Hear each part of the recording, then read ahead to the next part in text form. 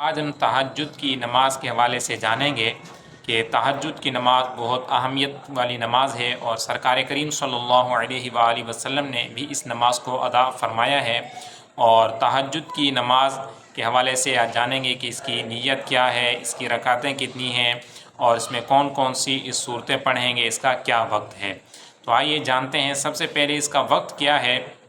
یہ سن لیجئے۔ تہجد کی نماز کا وقت وہ عشاء کے فرضوں کے بعد، یعنی جب عشاء کی نماز ادا کر لی اس کے بعد سے لے کر فجر کا وقت شروع ہونے سے پہلے، یعنی صبح صادق سے پہلے تک یہ تہجد کا وقت ہوتا ہے۔ کچھ لوگ ایسے سمجھتے ہیں کہ جو تہجد کی نماز ہے یہ رات کو 3 بجے یا 2:30 بجے جا کے اس کا وقت ہوتا ہے، تو ایسا نہیں، بلکہ آخری پہر میں یہ پڑھنا بہتر ہوتا ہے۔ لیکن اس کا جو وقت شروع ہوتا ہے وہ عشاء کے فرضوں کے بعد۔ اور دوسری چیز اس کے اندر یہ ہے کہ سونا اس کے لیے شرط ہوتا ہے، یعنی یہ نہیں ہو سکتا کہ کوئی شخص پوری رات جاگتا رہے تو اب وہ شخص تہجد نہیں پڑھ سکتا۔ ہاں صلاۃ اللیل یعنی رات کے نوافل تو پڑھ سکتا ہے، لیکن تہجد کی نماز اس کی نہیں ہوگی۔ اس کے لیے سونا یہ بھی شرط ہے کہ جب انسان عشاء کی نماز پڑھ لی اب اس کے بعد وہ سو جائے، بھلے 1 منٹ کے لیے ہی ہو، تو نیند کرنا اس کے لیے سونا یہ لازم ہوتا ہے۔ تو جیسے سوگا اب پھر وہ اٹھ کر جو ہے وہ عشاء یعنی جو تہجد کی نماز وہ ادا کر سکتا ہے۔ تو یہ تو وقت ہو گیا، اور یعنی عشاء کے فرضوں کے بعد، اور اس کے لیے سونا شرط ہے، یہ بھی ہم نے سن لیا۔ آئیے اب اس کی نیت کیا ہے اس حوالے سے جانتے ہیں۔ تہجد کی نیت اس طرح سے ہے کہ 2 رکعت نماز نفل تہجد بن کی اللہ تعالیٰ کی، منہ میں رکھ کعبۃ اللہ شریف کی طرف اللہ اکبر کہہ کے انسان جیسے عام روٹین میں ہاتھ باندھتے ہیں ویسے ہی ہاتھ باندھنے ہوں گے۔ اب یہاں پر اولاً یہ بھی سن لیجئے کہ اس کی رکعتیں کتنی ہیں۔ تو تہجد کی کم سے کم 2 رکعت ہیں، اور زیادہ سے زیادہ 8 رکعت، یعنی جو سنت ہیں وہ 8 رکعت ہیں۔ لہذا اگر کوئی شخص 2 رکعت پڑھتا ہے تو تب بھی اس کی تہجد کی نماز ہو جائے گی، اور اگر زیادہ پڑھنا چاہتا ہے تو پھر وہ 8 رکعت پڑھ لے کہ 8 رکعت پڑھنا یہ سنت ہے۔ اور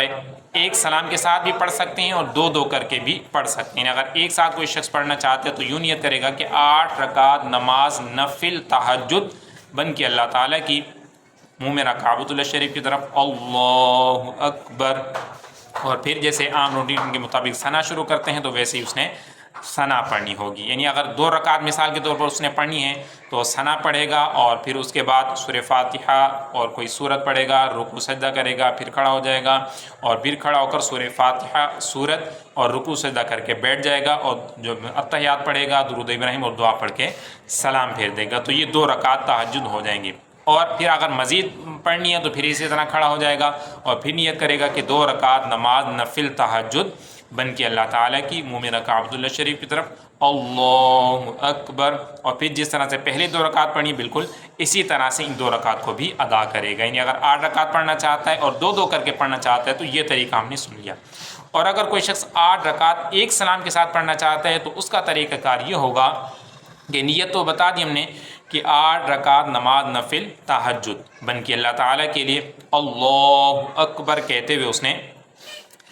تکبیر کے ہاتھ باندھ لینے، اور پھر ثنا کہنی ہے۔ ثنا کے بعد سورہ فاتحہ سورت رکوع سجدہ کر کے کھڑا ہوگا، دوسری رکعت کے لیے اس میں قرات کرے گا، اور پھر رکوع سجدہ کر کے بیٹھ جائے گا۔ اب جب اتحیات میں بیٹھے گا تو اتحیات عبدہ و رسول یہ بھی پڑھے گا، آگے درود ابراہیم بھی پڑھے گا، اور دعا بھی پڑھے گا، یعنی رب جعلنی یہ والی دعا بھی پڑھے گا۔ سلام نہیں پھیرے گا، پھر تیسری رکعت کے لیے کھڑا ہوگا۔ جب تیسری رکعت کے لیے کھڑا ہوگا تو اب یہاں ثنا سے اس نے شروع کرنی ہوگی، یعنی ثنا پڑھے گا، اور پھر سورہ فاتحہ پڑھے گا، اور پھر سورت پڑھے گا، اور پھر تیسری رکعت کمپلیٹ کرے گا، چوتھی رکعت کے لیے کھڑا ہوگا، اور پھر اس میں قرات کرے گا، رکوع سجدہ کر کے بیٹھ جائے گا۔ اب چوتھی رکعت کے اندر بھی پھر وہی کرے گا جیسے دوسری رکعت میں کیا تھا، یعنی چوتھی رکعت میں جب بیٹھے گا اتحیات عبدہ و رسول درود ابراہیم اور دعا پڑھ کے پھر سلام نہیں پھیرے گا، 5ویں رکعت کے لیے کھڑا ہو جائے گا۔ پھر جب کھڑا ہوگا تو پھر اس کے اندر بھی وہی کہ ثنا سے شروع کرے گا، یعنی پہلی میں، تیسری میں، 5ویں میں یہ جو ہے وہ ثنا سے اس نے شروع کرنا ہوگا۔ اسی طرح سے 7ویں میں، یعنی ہر جو طاق رکعت ہوگی، جیسے یعنی جو 2 شفعیں ہوں گے تو اس سے اگلا جو شفع ہوگا اس کی پہلی رکعت پہلی میں ہو گئی، اور پھر تیسری میں، تو اس طرح سے اس نے ثنا سے شروع کرنی ہوگی، اور پھر آخر کے اندر پھر وہ سلام پھیر کے دعا وغیرہ مانگ کے یعنی نماز کو کمپلیٹ کر دے گا۔ اور تہجد کی نماز یعنی نفل کے حوالے سے ایک انسان نفل نماز ادا کرتا رہتا ہے، فرض کے بعد نفل کے ذریعے انسان اللہ پاک کا قرب حاصل کرتا ہے، اور فرمایا کہ نفل کے ذریعے انسان اللہ تعالیٰ کا قرب حاصل کرتا رہتا ہے یہاں تک کہ اللہ تعالیٰ اسے اپنا محبوب بندہ بنا لیتا ہے، پسندیدہ بندہ بنا لیتا ہے۔ تو جن سے ہو سکے تہجد کی نماز پڑھنے کی بھی کوشش کرنی چاہیے۔ لیکن یہاں پر ایک بات خاص یاد رکھنی ہے کہ بعض لوگ تہجد کے تو شائقین ہوتے ہیں، لیکن پھر ایسے لوگ عام طور پر فرض نمازوں کے اندر یا تو کوتاہی، یعنی فرض نماز بعض اوقات ان سے قضا ہو رہی ہوتی ہے، یا پھر ایسے لوگوں کے ذمے قضائی عمری ان کے ذمے ہوتی ہے۔ تو ایسے لوگوں کے لیے حکم یہ ہے کہ اگر وہ دو طرح کی باتوں پر عمل کر سکتے ہیں کہ تہجد بھی پڑھتے رہیں اور پھر قضاء عمری کو بھی اپنا پڑھتے رہیں، تو پھر تو شریعت کی طرف سے ان کے لیے اجازت ہے کہ وہ تہجد کی نماز ادا کر سکتے ہیں۔ لیکن اگر ایسے ہوں کہ وہ صرف وہ تہجد پڑھتے ہیں اور عمری قضا پھر نہیں پڑھ سکتے، یعنی یا تو عمری قضا پڑھیں گے یا پھر تہجد کی نماز، تو ایسوں کے لیے پھر حکم یہ ہے کہ پھر وہ تہجد کو فی الحال نہ پڑھیں، اپنی قضاء عمری کو مکمل کر لیں، یعنی جو ان کی فجریں رہ چکی ہیں، ظہر ہیں، عصر ہیں،